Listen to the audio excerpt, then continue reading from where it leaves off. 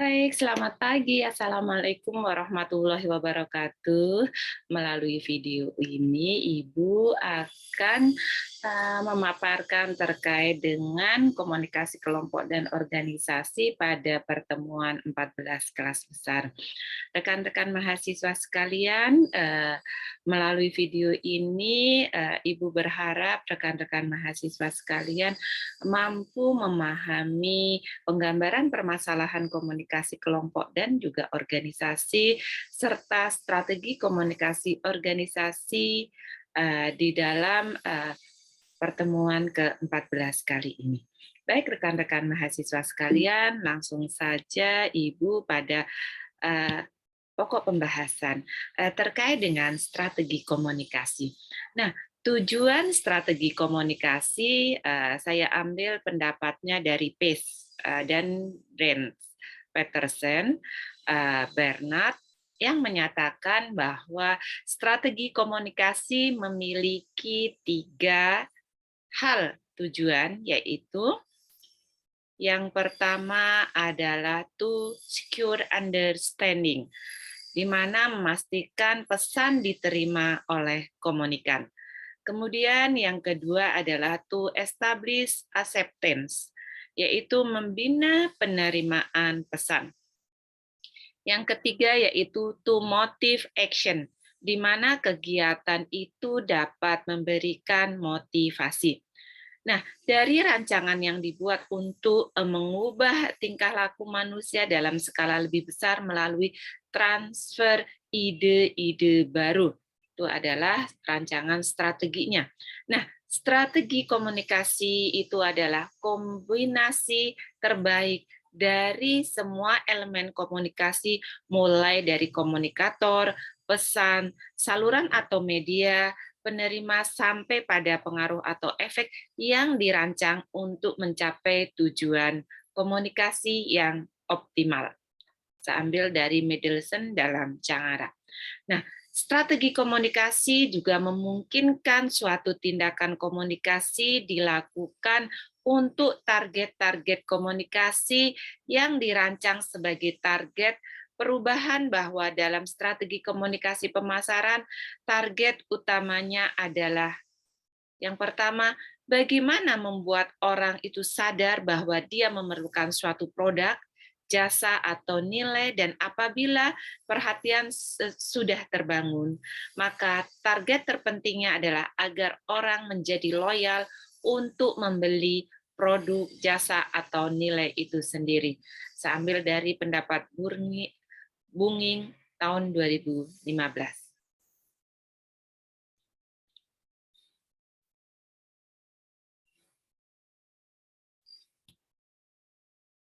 Nah, baik rekan-rekan mahasiswa sekalian, selanjutnya Ibu akan memberikan contoh penggambaran permasalahan komunikasi kelompok dan juga organisasi. Rekan-rekan mahasiswa sekalian bisa mencari salah satu jurnal atau beberapa jurnal yang terkait dengan kegiatan komunikasi kelompok dan juga organisasi. Nah, melalui video ini Ibu memberikan contoh hanya beberapa saja. Ada 3, yaitu jurnal dengan judul Perencanaan dan Strategi Komunikasi dalam Meningkatkan Adaptivitas Sumber Daya Manusia dan Keunggulan Kompetisi Lembaga. Di dalamnya dia menjelaskan terkait strategi komunikasi, bagaimana meningkatkan adaptivitas sumber daya manusia atau SDM-nya agar menjadi SDM yang unggul dan kompetitif di dalam lembaganya, mampu bersaing, dia mampu membuktikan bahwa memiliki kinerja yang positif atau baik. Yang kedua, strategi komunikasi Dinas Sosial Kota Makassar dalam upaya pemberdayaan masyarakat di Taman Kecamatan Manggala. Nah, di sini adalah suatu strategi komunikasi bagaimana Dinas Sosial Kota Makassar dalam mengupayakan masyarakat dalam pemberdayaan terkait dengan keindahan atau budaya Taman Ngapa di Kecamatan Manggala.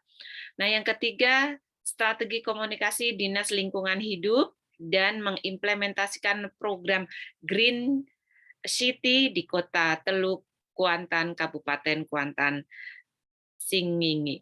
Ya. Nah, di sini strategi-strategi yang dilakukan bertujuan untuk meningkatkan baik itu tadi SDM-nya, terus kemudian pemberdayaan masyarakat juga gitu, dan juga bagaimana mengimplementasikan suatu program yang dilakukan. Nah, hal persoalan yang ada di dalam kelompok dan organisasi baik terkait dengan tadi SDM, baik secara individu, kelompok maupun organisasi, dan juga dari sisi manajemennya. Nah, penggambaran permasalahan komunikasi kelompok dan organisasi tadi, ya, strategi komunikasi menjadi salah satu kunci dalam meningkatkan yang jurnal yang pertama yaitu meningkatkan adaptivitas di sebuah lembaga atau organisasi.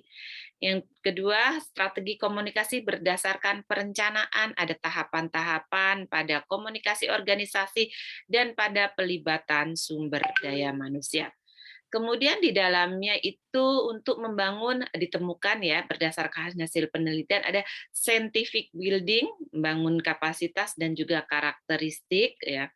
Kemudian tahapan perumusan strategi menghasilkan strategi agresif yaitu pelibatan SDM sasaran sebagai partner dengan berbagai stimulusnya. Strategi penyegaran melalui praktek pengabdian sosial kemasyarakatan, strategi pertumbuhan melalui pembangunan karakter intelektual, religius, humanis, dan adaptis, strategi defensif melalui pelatihan interdisiplin dan transdisiplin.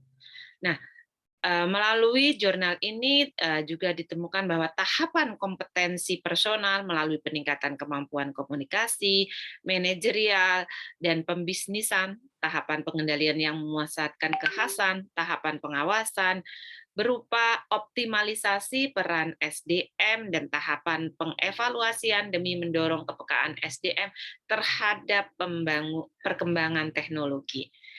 Nah, strategi di sini untuk memenuhi tuntutan tentu saja stakeholder, terutama stakeholder eksternal, dan juga merupakan suatu target capaian yang diinginkan oleh stakeholder internal. Baik, rekan-rekan mahasiswa sekalian, saya lanjutkan terkait masih pada jurnal yang pertama, ya terkait karakteristik building dan juga tujuannya tadi. Bahwa karakteristik di sini adalah diri sejati yang terbentuk dari nilai-nilai, keyakinan, kebiasaan yang menciptakan sifat, sikap, perilaku, dan juga mindset berpikir. Nah, karakteristik positif menjadikan seseorang kredibel dan sangat andal untuk meraih kinerja dan karir yang sukses. Kemudian pengembangan karakter diperlukan untuk mewujudkan komitmen dari nilai-nilai inti perusahaan. Berbagai situasi dapat diciptakan oleh keadaan dan memerlukan karakter yang kuat agar dapat bersikap dengan tepat. Manajer dan karyawan dengan karakter kerja yang sesuai dengan value atau nilai-nilai budaya kerja perusahaan akan memiliki identitas pribadi dan profesional yang sejalan dengan nilai dan tujuan dari perusahaan atau organisasi. Nah, kemudian terkait hal ini juga dapat menggali nilai-nilai inti dan keyakinan perusahaan sebagai dasar pembentukan karakter. Juga memfokuskan peserta untuk menyatukan jiwa dan energi dirinya pada nilai-nilai inti, prinsip-prinsip, komitmen, dan juga keyakinan perusahaan. Nah, hal ini menjadikan peserta terlatih dalam praktis bersama nilai-nilai karakter yang positif, seni mengelola nilai-nilai menjadi kata-kata dan bahasa yang positif, serta memiliki intuisi dan juga kemampuan untuk menggunakan nilai-nilai positif sebagai energi yang memperkaya karakter diri. Nah, kemudian menjadikan peserta sadar tentang siapa aku, siapa kita, dan juga siapa perusahaan. Kemudian menyesuaikan karakter pribadi dengan kepribadian perusahaan sehingga dapat melayani perusahaan dengan etos yang unggul. Nah, ini Ibu menjelaskan hanya satu dari ketiga jurnal tadi. Nah, lebihnya kita bisa membahas pada pertemuan, pada diskusi pada pertemuan di pertemuan 14 ini.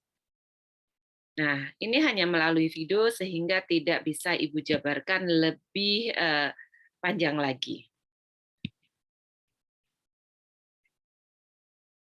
Nah, kemudian capacity building di sini menurut UNESCO dapat dimaknai sebagai proses dari keterlibatan baik secara individu, kelompok, organisasi, lembaga, maupun masyarakat dalam meningkatkan kemampuan mereka melalui tugas dan juga fungsinya.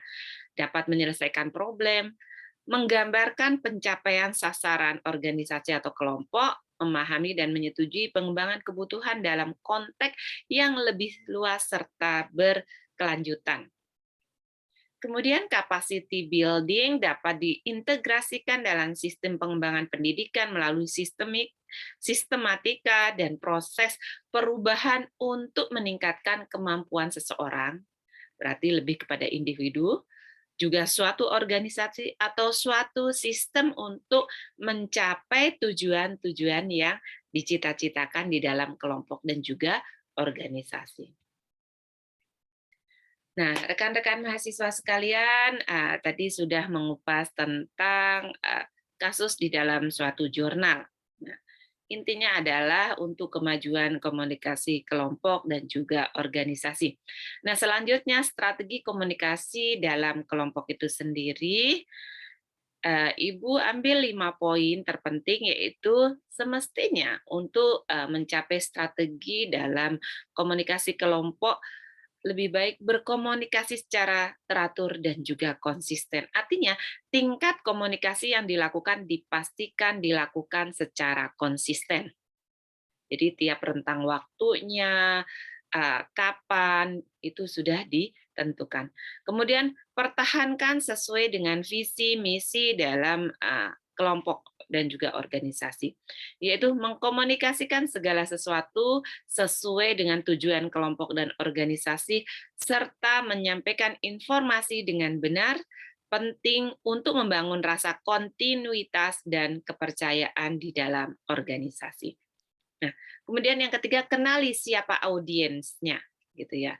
Menyajikan informasi kepada audiens yang tepat pada waktu yang tepat. Artinya apa yang diinformasikan itu jelas dan kepada siapa momennya itu tepat, gitu ya. Kemudian yang keempat, pertimbangkan ukuran lokasi dan demografi audiens. Lihat situasi dan kondisi sedang berbicara dengan siapa, di mana berada, dan bagaimana dalam menerima informasi. Bahkan perbedaan budaya harus menjadi bagian pertimbangan. Kemudian yang kelima, pilih metode yang tepat. Nah, metode komunikasi yang tepat mengadaptasi pada perkembangan zaman dan juga kebutuhan. Misalkan saat ini di masa era digitalisasi, juga metode yang tepat apa untuk menyampaikan informasi, ataukah melalui YouTube, melalui Instagram, atau melalui hal yang lain yang memang disepakati oleh perusahaan dan itu mudah untuk diakses. Yang keenam, buat komunikasi menjadi dua arah. Menunjukkan bahwa ada saatnya mendengarkan dan bertindak sesuai feedback, lawan bicara merasa dihargai, pastikan komunikasi dapat mengalir dengan bebas antara semua karyawan dan pemangku kepentingan. Baik, rekan-rekan mahasiswa sekalian, selanjutnya masih pada strategi komunikasi dalam kelompok, di mana strategi di sini pada hakikatnya adalah untuk perencanaan. Karena harus atau semestinya memang ada perencanaannya dulu gitu ya. Dan juga digunakan di dalam manajemen untuk mencapai suatu tujuan. Tetapi untuk mencapai tujuan tersebut, strategi tidak berfungsi sebagai peta jalan yang harus menunjukkan arah saja, melainkan harus menunjukkan bagaimana taktik operasionalnya. Nah, strategi komunikasi merupakan paduan dan perencanaan komunikasi atau communication planning dan manajemen komunikasi atau communication management untuk mencapai suatu tujuan. Untuk mencapai tujuan tersebut, strategi komunikasi harus dapat menunjukkan bagaimana operasionalnya secara taktis harus dilakukan dalam arti dan kata bahwa pendekatan atau approach bisa berbeda sewaktu-waktu bergantung dari situasi dan juga kondisinya. Nah, strategi komunikasi saya ambil dari pendapat Steve Kartelitz dan Hafid Cangara. Nah, di sini ada 6 poin ya, di mana yang pertama harus ada perencanaan komunikasi. Tadi juga sudah disampaikan sebelumnya, tetapi pendapat yang berbeda. Kemudian strategi saluran, jadi menggunakan salurannya apa. Kemudian maaf, ini ada sedikit typo. Yang ketiga, membangun fungsi komunikasi yang lebih efektif. Kemudian yang keempat, mengembangkan strategi komunikasi yang menyeluruh. Yang kelima, menerapkan strategi komunikasi atau implementation. Kemudian yang keenam, studi komunikasi terhadap praktik yang terbaik. Nah, juga dalam hal ini perlu diketahui bahwa analisis audiens merupakan adalah suatu kebutuhan. Kemudian penetapan sasaran komunikasi itu sangat penting. Kemudian yang ketiga, strategi saluran pesan dan juga penerima perlu diperhatikan. Keempat, penerapan manajemen secara objektif. Kelima, implementasi perencanaan yang mencakup dana, sumber daya manusia, dan juga waktu. Yang keenam, evaluasi yang mencakup evaluasi formatif dan evaluasi sumatif. Nah, selanjutnya lebih spesifik di sini pada strategi komunikasi organisasinya. Tadi spesifik pada komunikasi kelompok, tetapi duanya adalah menjadi sinergitas antara pengelolaan permasalahan komunikasi kelompok, strategi komunikasi kelompok, dan juga strategi komunikasi. Itu adalah satu kesatuan yang tidak bisa terpisahkan. Nah, selanjutnya, strategi komunikasi organisasi merupakan sarana untuk menciptakan, merancang, dan mengatur terjadinya suatu pertukaran informasi atau pesan yang terjadi dalam sebuah organisasi. Nah, strategi komunikasi organisasi dapat berjalan dengan baik apabila mengikuti setiap pola komunikasi organisasi yang ada. Selain pola komunikasi yang digunakan berguna untuk membuat konsep dasar komunikasi organisasi serta proses komunikasi dalam komunikasi organisasi untuk menjadi lebih baik. Nah, hambatan komunikasi organisasi yang mungkin saja terjadi dapat dihindarkan dan diminimalisir dengan adanya strategi komunikasi yang diterapkan. Nah, selanjutnya terdapat komunikasi formal maupun non-formal, di mana pada komunikasi formal dan non-formal ini terdapat 3 hal, yaitu komunikasi vertikal, merupakan komunikasi yang kita ketahui bahwa komunikasi antara atasan dan bawahan. Nah, di dalam komunikasi ini merupakan komunikasi yang dilakukan antara pengurus dengan anggota atau ke bawahnya, serta anggota dengan pengurus ke atas dan sebaliknya, timbal balik. Di sini ya sinergitas. Kemudian komunikasi horizontal, di mana sebuah komunikasi yang bersifat sejajar, ya. Dengan kata lain, komunikasi ini hanya dilakukan dengan pengurus, antara pengurus dengan pengurus, atau anggota dengan anggota secara tatap muka, dan juga bisa menggunakan media. Artinya sejajar di sini ya. Kemudian komunikasi keluar, komunikasi dengan masyarakat di luar organisasi. Nah, komunikasi keluar merupakan sebuah kegiatan yang dilakukan untuk bertukar informasi dengan orang yang bukan anggota atau bukan pengurus dalam organisasi. Berarti ini masuk dalam stakeholder eksternal, gitu ya.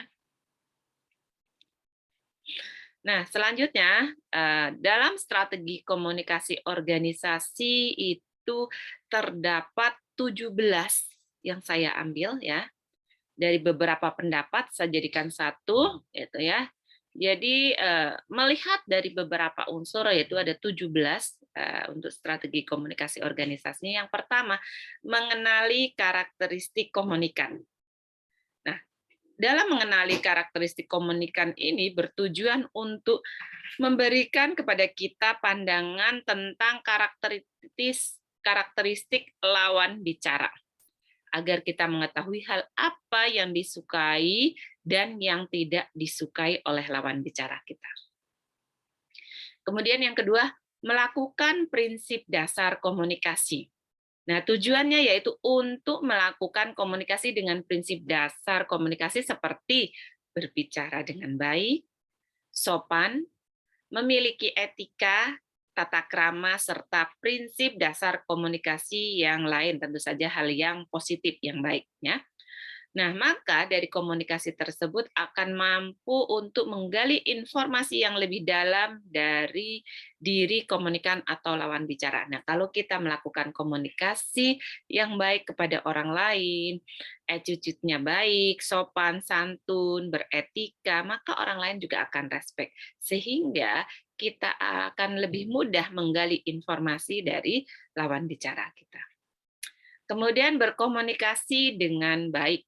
Tadi semua baik, tapi ini adalah kategori tadi mengenali karakteristik komunikan, kemudian melakukan prinsip dasar komunikasi. Nah, itu tadi prinsipnya. Kemudian berkomunikasi dengan baik. Komunikasi dilakukan baik secara verbal maupun nonverbal, juga akan sangat berpengaruh dengan citra diri dan citra organisasi. Artinya semua metode digunakan, baik verbal maupun nonverbal menggunakan bahasanya. Ya. Kemudian selanjutnya yang keempat,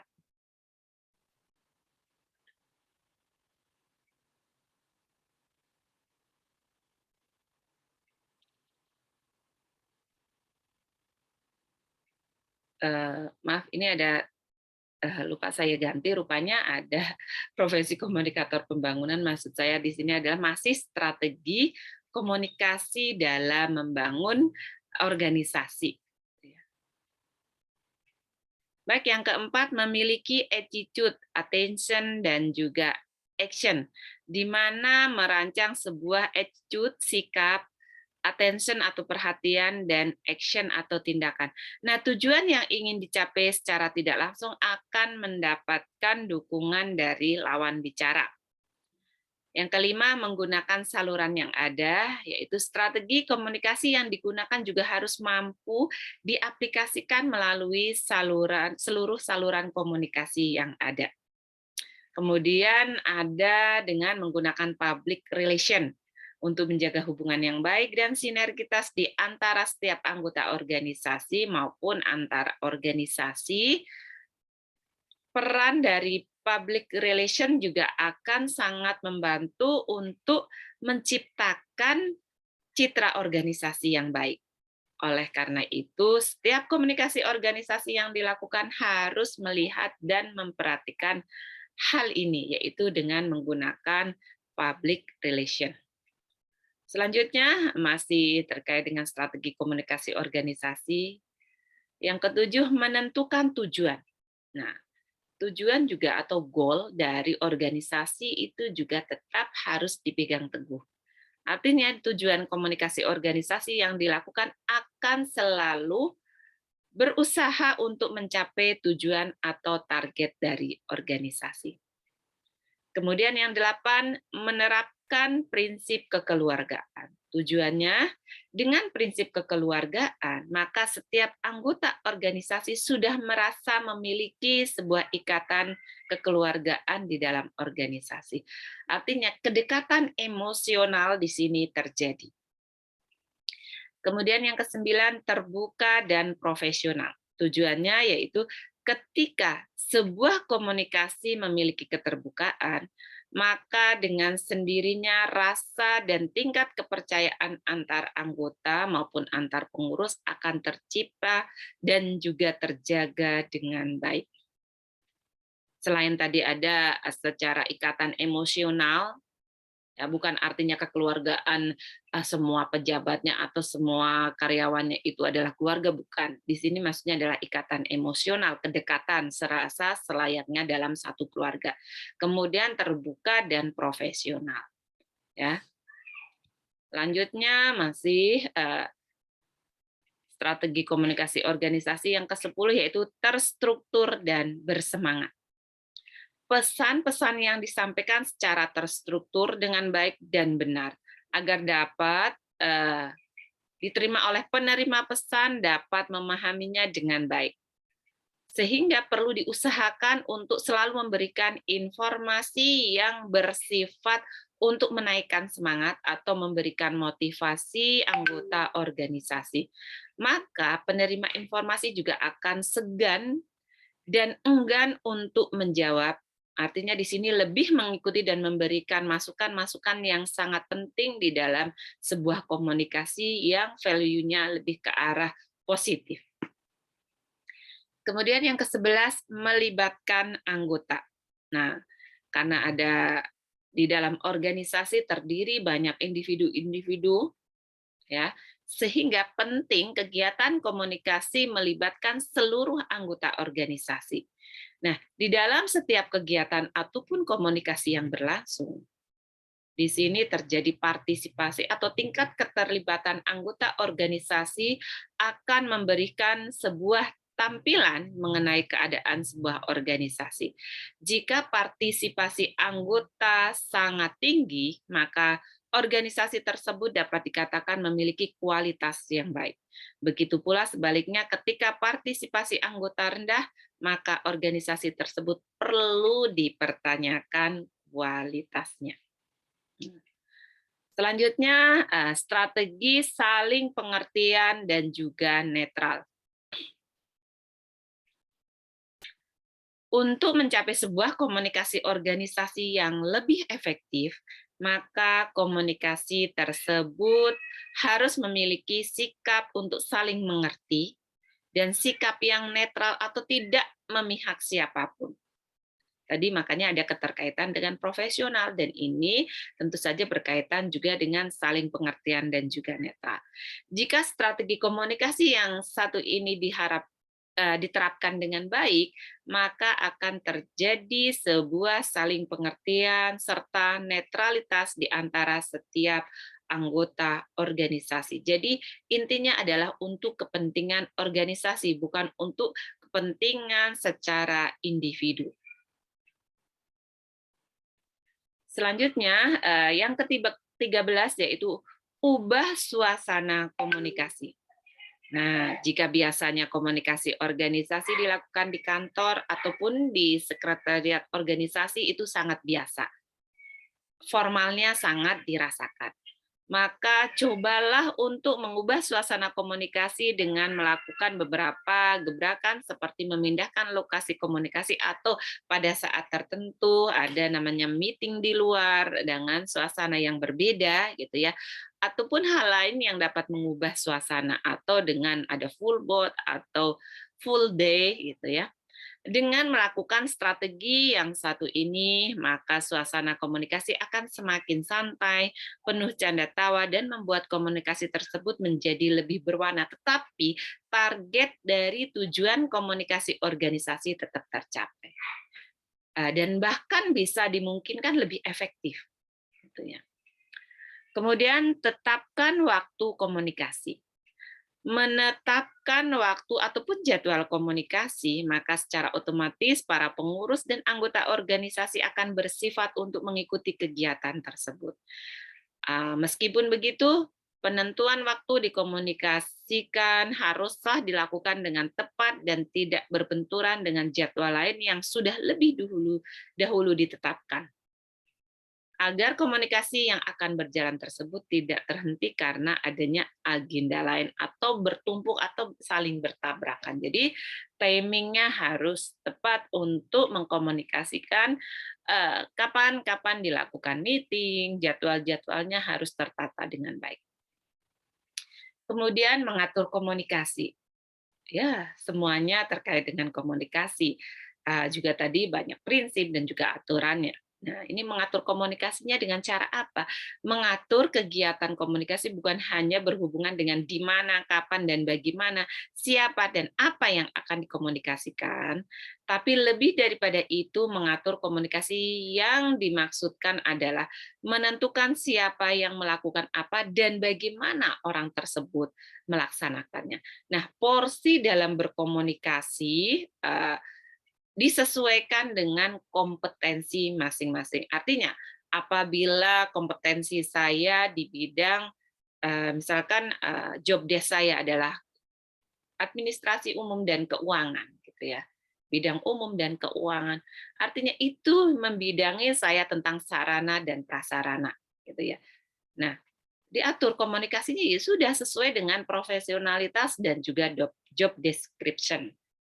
Lain halnya kalau di bidang yang memang bukan kompetensinya dan juga bukan job desk-nya.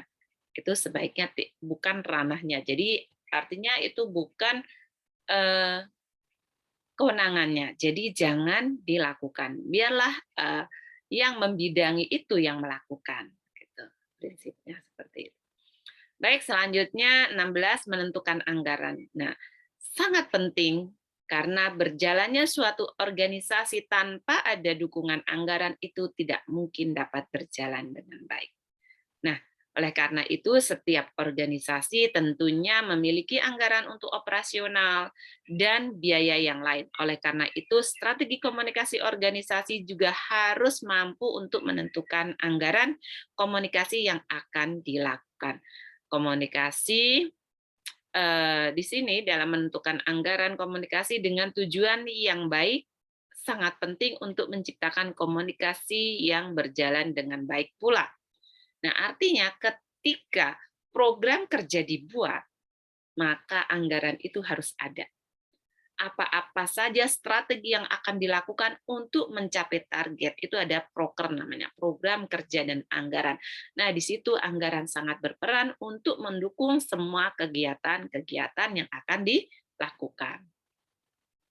Kemudian melakukan pengawasan dan juga evaluasi. Ini terakhir, strategi terakhir.